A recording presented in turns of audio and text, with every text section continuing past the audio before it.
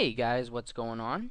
GFX here, and today I'm going to be going over another Photoshop tutorial. In this tutorial, I'm going to be showing you guys how to create this really sweet explosion effect. Now it's going to be a neat tutorial to watch because it'll help you get a better understanding of some of the filter options within Photoshop and kind of help you learn some different ideas that you can come up with just using your filters. So let's go ahead and get started. First, what we want to do is bring up a new document, so hit Control M. Using the width and height of 1600 by 900. Now you can vary this up or down depending on the size of the project that you're using. With our document open, the first thing we want to do is create a new layer and then delete our background layer. From here, we're going to head over to our gradient tool. For our colors, we're going to make sure we have our black to white options selected. We also want to make sure we have our radial options selected with the reverse box checked. From here, we're going to head to the center of our document. While holding down our shift key, we're going to click and drag out. Now, like I said, we're going to be messing around a lot with our filters in this tutorial. So what we're going to do is start off with is enter our filter option, go to filter gallery. Now we're going to be coming back to this 2 more times. So for the first time, we're going to go under the artistic category, and we're going to select plastic wrap.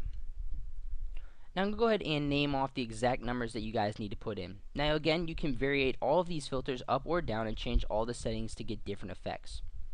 So for my highlight strength, I have 19, with my detail at 5, and my smoothness at 3. And then we can click OK. Once again, we're going to head back to our filter gallery. This time we're going to select the stylized category.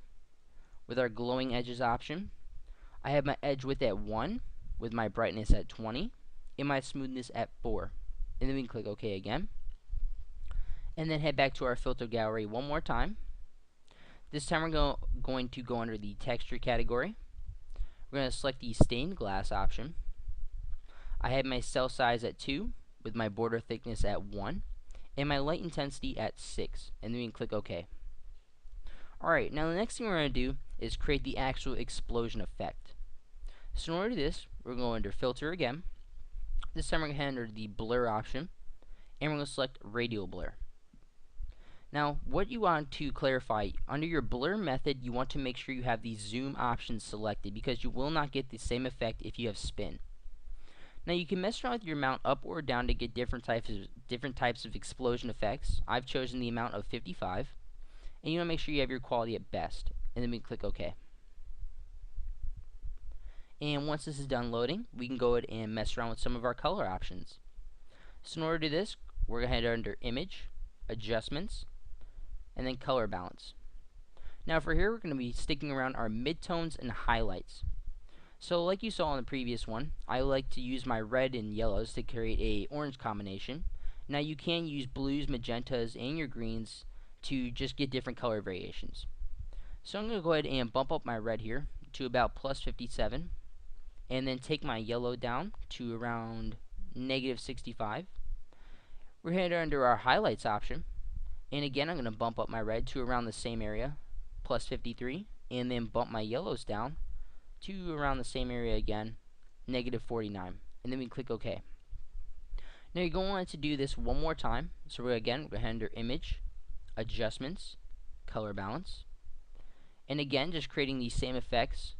But this time I'm going to be messing around more with my yellows because I want to create and stick under my highlights option because what we're going to do is brighten up the image a little bit, like so.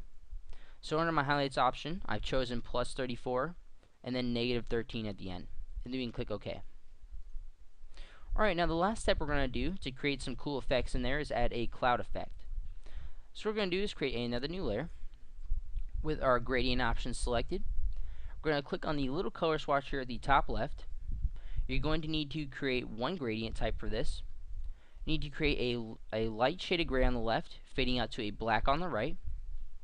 While using that gradient, you want to have your radial options selected, but you want to uncheck your reverse box this time. Head to the center of our document. While holding down our shift key, we're going to click and drag out again.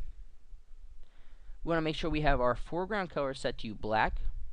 We're going to head under Filter, Render, and then Clouds, and we head over to our blend modes and select Overlay, and there you go. There's your really sweet explosion effect. Now you can either use overlay or soft light, it all depends on preferences, but like I said. So anyways guys, I hope you enjoyed this tutorial. It's a really sweet way to kind of get adjusted to certain types of filters and just learn some different ways to create cool effects within Photoshop. So anyways guys, I hope you enjoyed this tutorial. Please remember to rate this video, thumbs up, thumbs down, whatever you think it deserves. But other than that guys, take it easy.